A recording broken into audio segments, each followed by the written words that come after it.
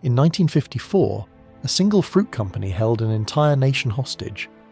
For decades, foreign corporations have treated Central America as their private plantation. They have extracted massive wealth, monopolized the railways, and left the local population in extreme poverty. But when a newly elected democratic government in Guatemala finally decides to take back its stolen land and redistribute it to desperate farmers, it triggers the absolute wrath of the most powerful intelligence agency on Earth. The CIA steps out of the shadows, not to fight a noble war for freedom, but to protect the profit margins of a banana empire.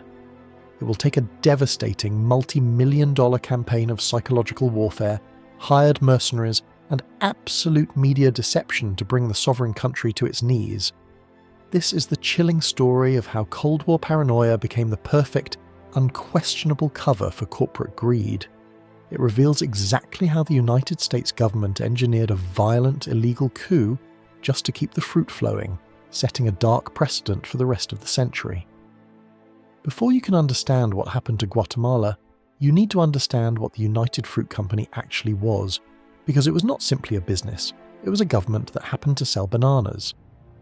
By the early 1950s, United Fruit controlled over 42% of Guatemala's total land area. Not farmland, total land. It owned the country's only Atlantic railroad, through its subsidiary, the International Railways of Central America. It controlled Puerto Barrios, the nation's primary Caribbean port. It operated its own telegraph network. It employed more people than the Guatemalan government itself, and it paid almost nothing in taxes, having negotiated sweetheart agreements with a string of compliant dictators stretching back to the 1890s. The locals had a name for it, El Pulpo, the octopus, because no matter which direction a Guatemalan tried to move economically, a tentacle was already there. Want to export your crop? You use United Fruit's railroad. Want to ship it abroad? You use United Fruit's port. Want to import machinery to compete? United Fruit's network of political allies in Guatemala City will quietly ensure your permits disappear. The company had not built this empire through superior products. It had built it through bribery, land seizure, and the deliberate suppression of local competition across Honduras, Costa Rica, Colombia, and Guatemala. It kept vast tracts of land deliberately uncultivated, held in reserve, a private land bank that no Guatemalan farmer could ever access. It was, in every functional sense, a state within a state, and it answered not to Guatemala City, but to Wall Street.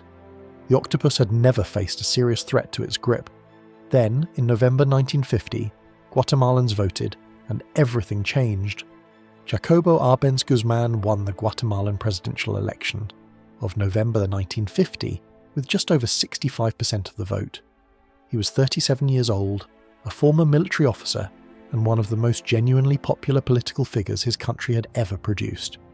He was not a communist. His wife, Maria Villanova, came from a wealthy Salvadoran landowning family. He believed in capitalism, but he believed in a capitalism that actually functioned for the people living under it. His diagnosis of Guatemala's problem was simple and accurate. The country was poor not because its people lacked ambition, but because the economic architecture had been designed from the outside to keep it poor. Land was the foundation of any agricultural economy, and in Guatemala land was locked away in the private reserves of a foreign corporation that used it for nothing, while subsistence farmers scratched at exhausted plots on the margins. Arbenz had watched the United States build its own agricultural middle class through exactly this kind of land redistribution. The Homestead Act, the rural electrification programs, the agricultural colleges. He wanted the same for Guatemala, and he believed the international community would respect a democratic government pursuing legal reform through constitutional means. That was his fatal miscalculation. He was preparing to fight a legal battle. His opponents were preparing something else entirely. On June 17, 1952, Arbenz signed Decree 900 into law. It was, by any objective measure, a model of legal precision. The Agrarian Reform Law authorized the government to expropriate uncultivated land from large estates exceeding 223 acres and redistribute it to landers' peasants. Owners would be compensated. The process would follow the rule of law. Guatemala would pay for every acre it took. The compensation figure was where the trap snapped shut on United Fruit, and it was a trap entirely of the company's own making. For years, United Fruit had deliberately undervalued its Guatemalan land holdings on official tax declarations to minimize its tax burden. When the Guatemalan government moved to expropriate 387,000 acres of the company's uncultivated land, it offered compensation based on the company's own declared valuations. $1.185 million, calculated from the tax assessments United Fruit itself had filed. United Fruit's response was immediate and revealing. The company demanded $15.9 million instead, more than 13 times what it had told the Guatemalan tax authorities the land was worth. The contradiction was not subtle. United Fruit had spent years committing what amounted to systematic tax fraud, and now it wanted to be made whole at the real market rate the moment the consequences of that fraud arrived. Arbenz held firm. He had the law on his side, and he knew it. What he did not yet understand was that in 1952, having the law on your side was not enough. United Fruit had already placed a call to Washington, and Washington had already started listening. The company did not send lawyers. It sent something far more dangerous, a public relations firm with a mission to make America believe Guatemala was already lost to the Soviets. Edward Bernays was 61 years old in 1952, and he was already the most influential propagandist in American history. The nephew of Sigmund Freud, Bernays had pioneered the use of psychological techniques in mass advertising. He had convinced American women to smoke in public by rebranding cigarettes as feminist symbols of liberation. He had sold the United States on the banana as an essential breakfast food on behalf of United Fruit a decade earlier. Now the company called him back for a far larger assignment. The brief was straightforward: convince the American public and American press that Jacobo Arbenz was a Soviet agent delivering Guatemala to Moscow, and that intervention was not aggression, but necessity.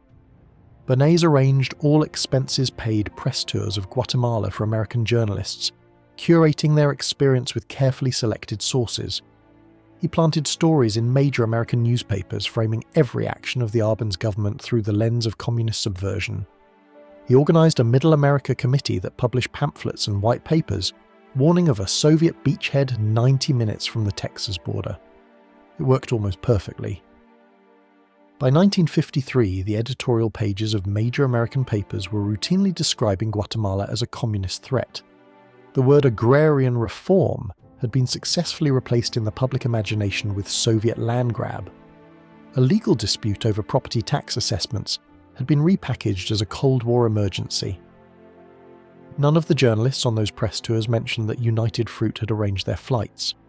To understand why the CIA moved against Guatemala, you need to look at two men: Allen Dulles, director of the CIA, and John Foster Dulles, Secretary of State under President Eisenhower. They were brothers, and they both had a problem with objectivity where United Fruit was concerned.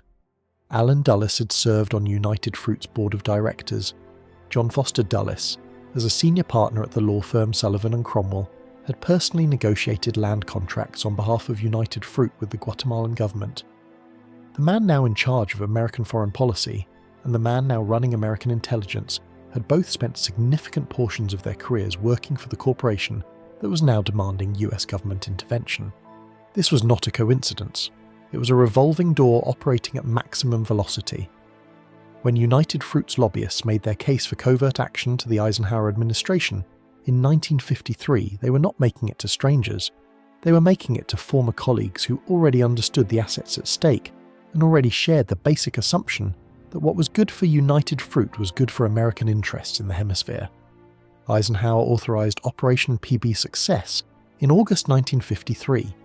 The budget was set at approximately $2.7 million. The objective was the removal of Jacobo Arbenz from power by any means necessary. The CIA did not consider this a moral question. It considered it a logistics problem.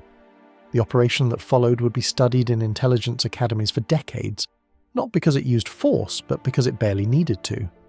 The real weapon was something far cheaper and far more destructive than any bomb. The CIA strategy rested on a single psychological insight. You do not need to defeat an army if you can convince that army it has already lost.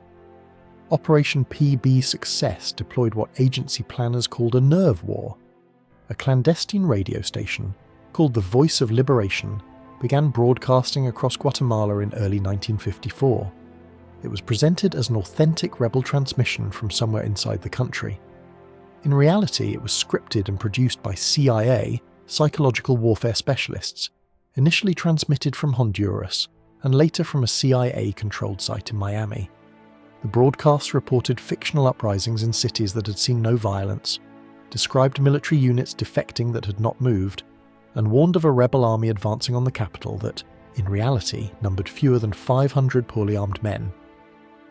The CIA simultaneously coordinated an aerial leaflet campaign, dropping printed warnings over Guatemalan cities, urging soldiers not to die for a doomed government. It bribed Guatemalan military officers directly, depositing payments into accounts in exchange for promises of non-resistance.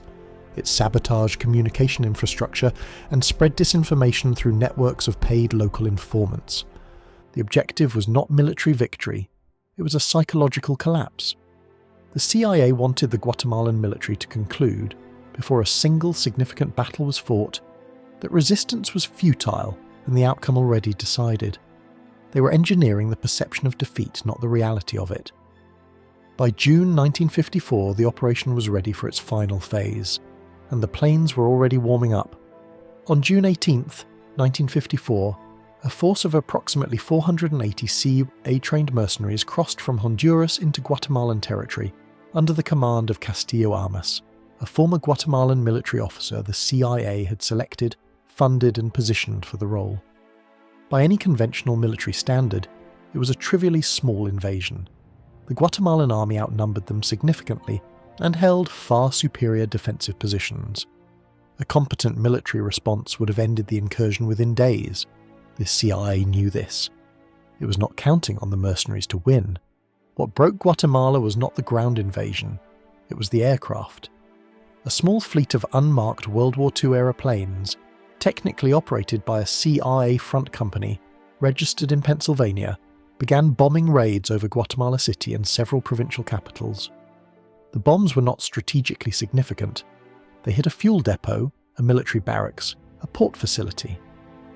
The physical damage was containable, but the psychological effect of a capital city under aerial bombardment, with no clear picture of how large the invading force actually was, with the Voice of Liberation broadcasting fabricated reports of rebel advances from every direction, was something else entirely. Arbenz appealed to the United Nations Security Council for intervention. The United States, through its ambassador Henry Cabot Lodge, blocked the resolution. He then appealed to the Organization of American States. The United States blocked that too. He was legally right and geopolitically alone. And inside the Guatemalan military, the doubt that the CIA had spent months planting was beginning to flower into something much worse. Arbenz had the legal high ground, the democratic mandate, and a military that could have stopped the invasion. What he did not have was his general's belief that fighting back was worth the cost. The Guatemalan military did not fall to superior firepower. It fell to a coordinated campaign of bribery, disinformation, and manufactured despair that had been running for months before the first mercenary crossed the border. Senior Guatemalan officers had been approached individually and quietly by CIA assets throughout early 1954. Some were paid directly, others were simply presented with intelligence assessments carefully crafted, suggesting that American military intervention was imminent and overwhelming. The Voice of Liberation filled in the rest, broadcasting the invented details of a collapse already in progress. On June 27, 1954, the Guatemalan military leadership informed Arbenz that they would not fight to defend his government, not because they had been defeated in battle, because they had been convinced through sustained psychological operation that the battle was already over. Arbenz went on national radio that evening. His voice was steady, but the words were devastating.